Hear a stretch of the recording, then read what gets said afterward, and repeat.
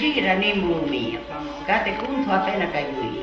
Hai una donna innanzi alla canata, no, e cosa dici che faccio io?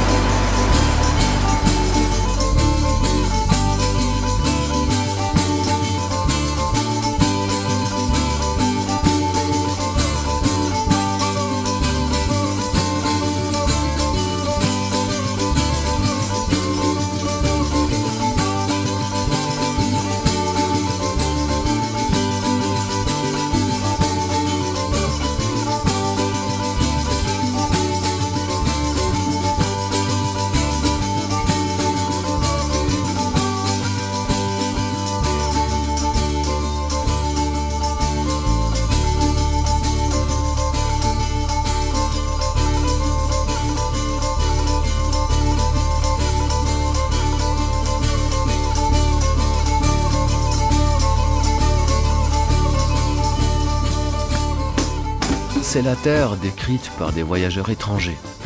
C'est la terre racontée par des écrivains locaux. C'est la terre des peints par les peintres calabraises. C'est une terre très belle, comme ces femmes. C'est la terre du tissu rouge.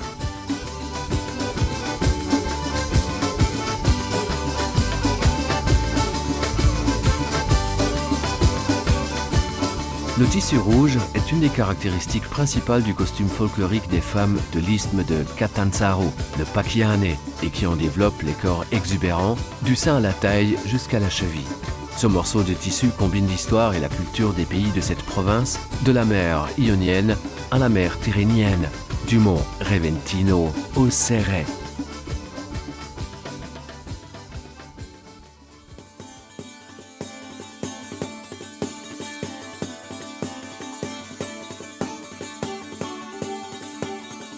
La province de Catanzaro, un nom et une histoire, un nom ancien et important, une histoire très intéressante et très charmante, dans laquelle le mythe, la foi, la légende, le peuple et les personnages prennent une aura extraordinaire, insolite, rare. Ici, on a le plaisir d'être accueilli par un paysage d'une beauté antique et archaïque, entouré par la mer, dominé par des montagnes puissantes, traversées par des vallées et des terres fertiles, dont les rivières, au cours des siècles, ont été parcourues par des gens exilés qui, pour échapper aux dangers des incursions des Sarrasins, s'établissaient à l'intérieur, au cœur des pays situés sur les pentes de collines rocheuses, et qui étaient aussi d'une beauté agréable.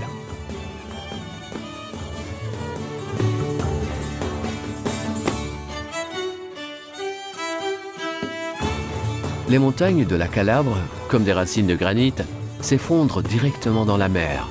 créant des ravins et des plages qui font de la côte de Catanzaro un lieu unique, où la nature offre des points de vue et des odeurs qui mélangent des forts parfums salés avec des senteurs de myrte, de figuier de Barbarie, de Fauvre.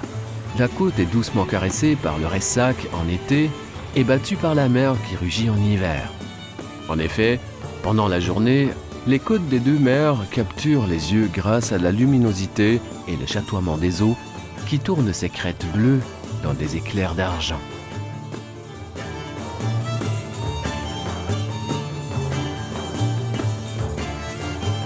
Le même argent qu'on trouve peint dans les montagnes de cette province. Des hêtraies du mont Reventino, rose vert de la pierre, de Gimigliano et Tiriolo, des châtaigniers et noisetiers des pays de la région auprès des serres, aux aiguilles des pins de la Silla, courbés par la neige d'hiver, et plongée dans les lacs glacés aux eaux cristallines.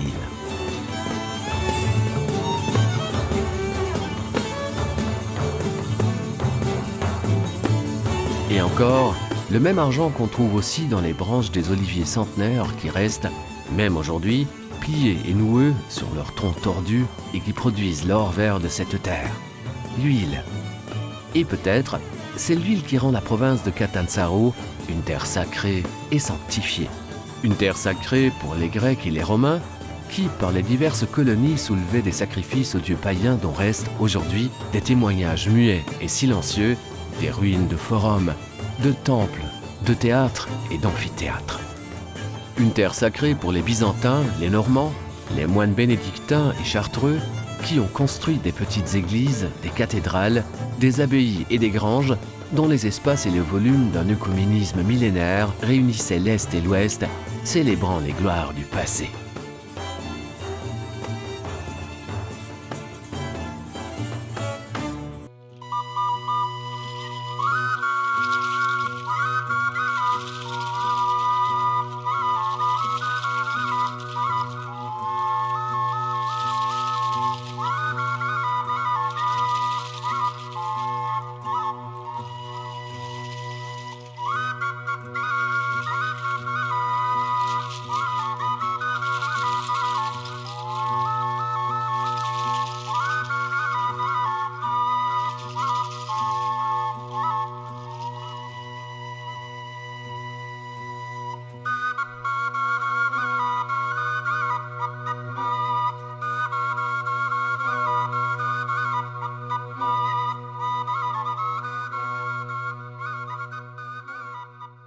C'est la terre qui a été consacrée à la Mère de Dieu, la Dame vénérée et identifiée avec plusieurs titres d'origine orientale et latine, dont le culte est encore souligné par la présence de sanctuaires magnifiques et silencieux qui rappellent des apparitions miraculeuses et des conversions extraordinaires.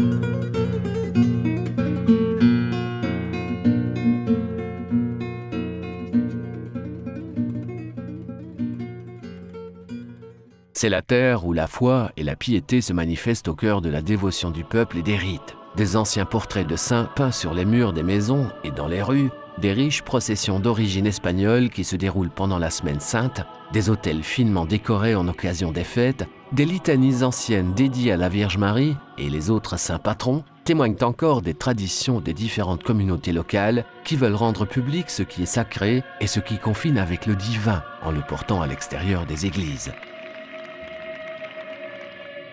L'espace sacré est la réunion, la plus sublime, de l'art et de la foi qui se réalise dans les églises et les oratoires, dans les nefs d'églises où on se promène et dans les chapelles du patronage des familles nobles, sous les voûtes et les coupoles peintes par des artisans qualifiés qu'on appelait magistri, où il est toujours fascinant d'explorer des lames, des peintures, des statues, des autels qui révèlent les noms des grands maîtres de l'art italien.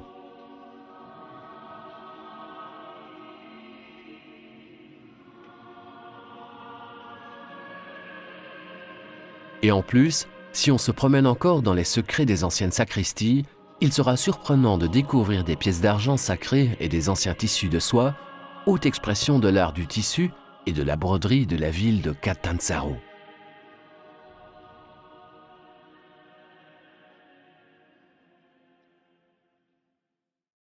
Mais l'art dans la province de Catanzaro se trouve aussi dans les grands musées qui exposent des trouvailles qui témoignent de la préhistoire, de l'archéologie, de la numismatique classique jusqu'à l'art contemporain. Toutes ces trouvailles parlent d'un passé très fascinant où chacun peut s'adonner à la mémoire historique de cette terre et d'enivrer l'identité, même si seulement pour une seule journée.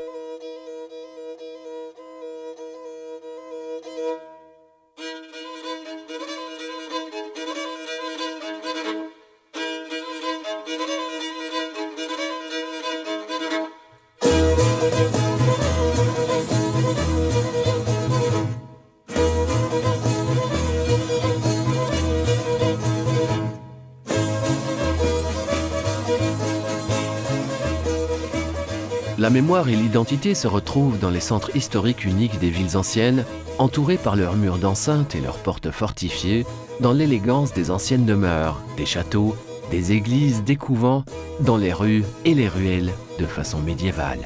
La mémoire et l'identité s'exposent aussi dans les voix, dans les sons et dans les accents du langage courant, où on peut retrouver des traces de grec, de latin, d'arabe, mais aussi de français et d'espagnol.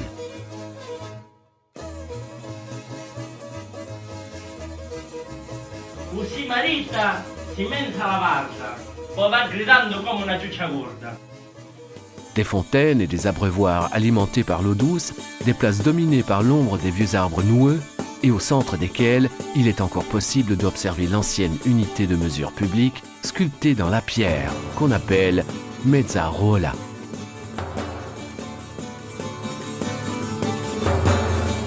La province de Catanzaro offre aussi aux voyageurs la possibilité de se livrer au charme de sa nature et de se plonger au cœur d'une atmosphère très salubre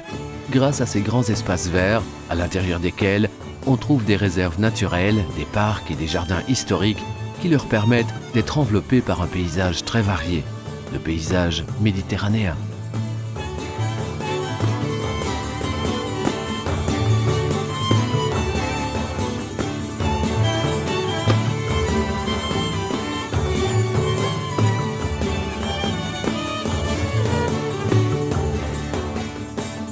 Les côtes complètent cette mosaïque naturelle exceptionnelle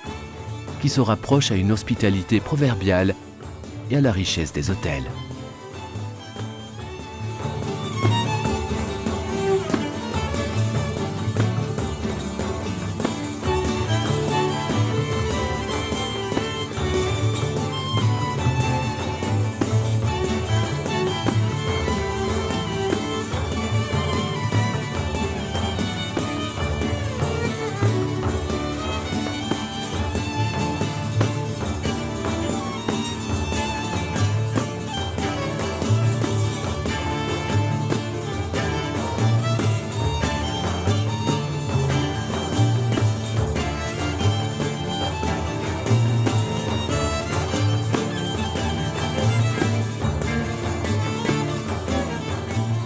Gîtes, fermes,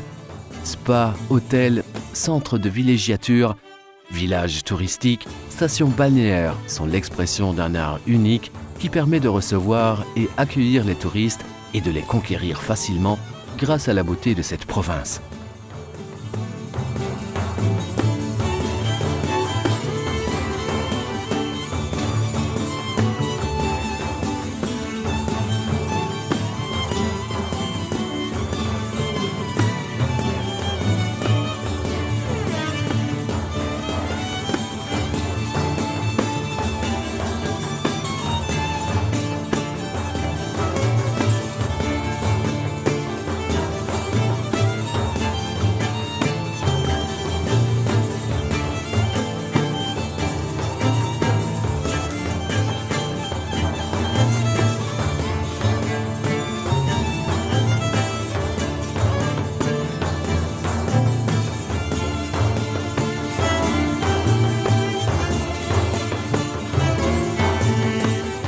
La terre du soleil, baignée par deux mers, nichée au cœur de montagnes, riche en culture, améliorée d'art.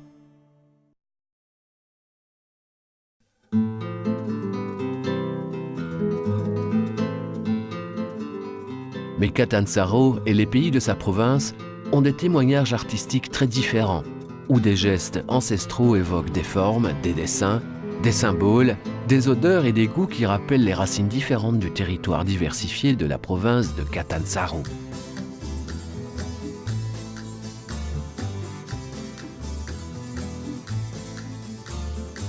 C'est donc très agréable de se promener dans les nombreuses rues qui accueillent les voyageurs avec les tavernes traditionnelles, avec les boutiques des potiers, des maîtres tisserands, des vieux artisans au sein desquels il sera passionnant de plonger dans le bruit du travail de l'argile, du battement rythmique du passage des doigts sur la broche,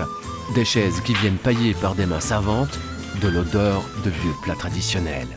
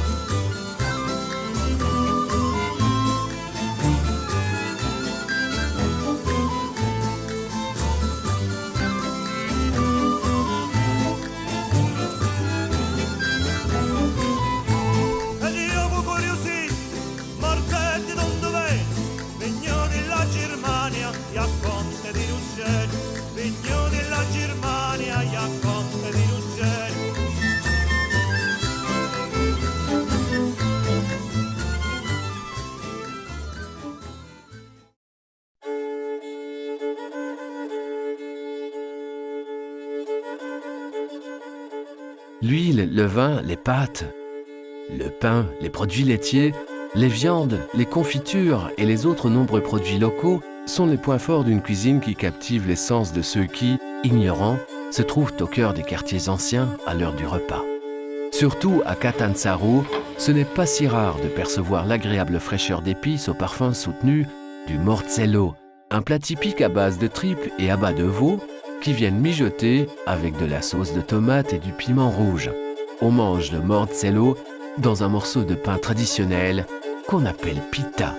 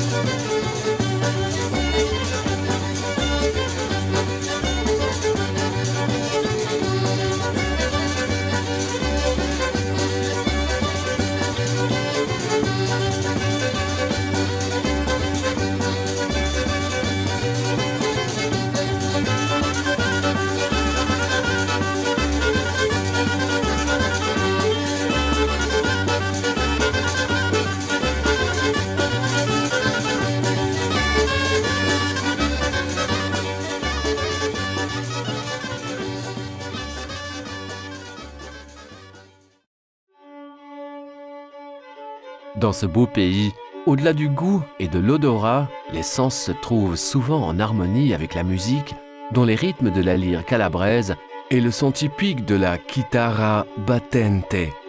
de l'orgue de Barbarie et du tambourin évoquent des danses dans lesquelles on peut imaginer, une fois de plus, les tourbillons du tissu rouge.